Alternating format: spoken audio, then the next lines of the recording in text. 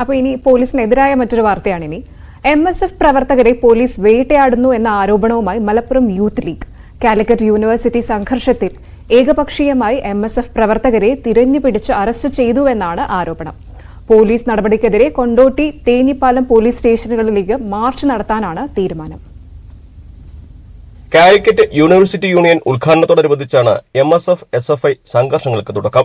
ഇരുവിഭാഗങ്ങളിലെയും പ്രവർത്തകർക്ക് സംഘർഷത്തിൽ പരിക്കുപറ്റി.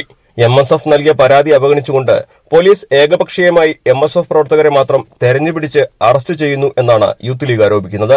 യൂണിവേഴ്സിറ്റി യൂണിയന്റെ ഉദ്ഘാടനത്തോടനുബന്ധിച്ച് അതുമായി ബന്ധപ്പെട്ട പ്രവർത്തനങ്ങൾക്ക് നേതൃത്വം കൊടുക്കുന്ന യൂണിയൻ ഓഫീസ് സെക്രട്ടറി സാജിദ് അലിയെ ഒരു മുറിയിൽ പൂട്ടിയിട്ട് SFIയുടെ ഗുണ്ടകൾ ക്രൂരമായിട്ട് ആക്രമിച്ചു.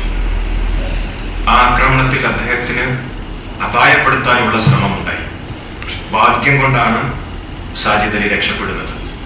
ഉടനെ തന്നെ തേഞ്ഞിപ്പാലം പോലീസിൽ പരാതി കൊടുത്തു. പക്ഷെ ആ പരാതിയുടെ മേൽ ഈ നിമിഷം വരെ ആരെങ്കിലും അറസ്റ്റ് ചെയ്യുവാനോ വിളിച്ചു വരുത്താനോ ചോദ്യം ചെയ്യാനോ തെരഞ്ഞു പോകുവാനോ പോലീസ് തയ്യാറായിട്ടില്ല. പോലീസ് ഇത്തരത്തിൽ പെരുമാറുന്നത് അംഗീകരിക്കാനാകില്ല. യൂത്ത് ലീഗ് ഇതിനെ പ്രതിരോധിക്കും.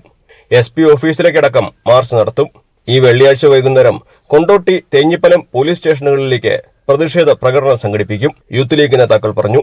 ഈ രീതിയിൽ തന്നെയാണ് ജില്ലയിലെ പോലീസ് മുന്നോട്ട് പോകുന്നതെങ്കിൽ ഇപ്പൊ നിലവിൽ ഞങ്ങൾ ആലോചിച്ചിരുന്നത് എന്നോട് പറഞ്ഞു, ജില്ലയിലെ SP ഓഫീസ് ഉൾപ്പെടെ ജില്ലാ പോലീസ് മേധാവിയുടെ കാര്യാലയത്തിലേക്ക് ഉൾപ്പെടെ ജില്ലയിലെ മുഴുവൻ പോലീസ് സ്റ്റേഷനുകളിലേക്ക് മാർച്ച് നടത്താൻ വേണ്ടിയിട്ടാണ് ഞങ്ങൾ ആലോചിച്ചിരുന്നത്. കേസിൽ പോലീസ് അറസ്റ്റ് ചെയ്ത MSF ജില്ലാ പ്രസിഡന്റ് കബീർ മുതുബർമടക്കമുള്ളവർക്ക് കഴിഞ്ഞ ദിവസമാണ് ജാമ്യം ലഭിച്ചത്. ന്യൂസ് 18 മലപ്പുറം. അശ്വതി, ഇനി ഒരു രസകരമായ വാർത്തയാണ്. 70-കാരിയുടെ ഡയറിക്കുറിപ്പുകൾ പുസ്തകമാക്കിയപ്പോൾ അതൊരു നാടിന്റെ ചരിത്രമായി മാറി. കോഴിക്കോട് കക്കാട് സ്വദേശിനി പാറക്കൽ ആമിനയുടെ ഡയറിക്കുറിപ്പുകളാണ് കോന്തലിസകൾ എന്ന പേരിൽ പുസ്തകമാക്കി പ്രസിദ്ധീകരിച്ചത്.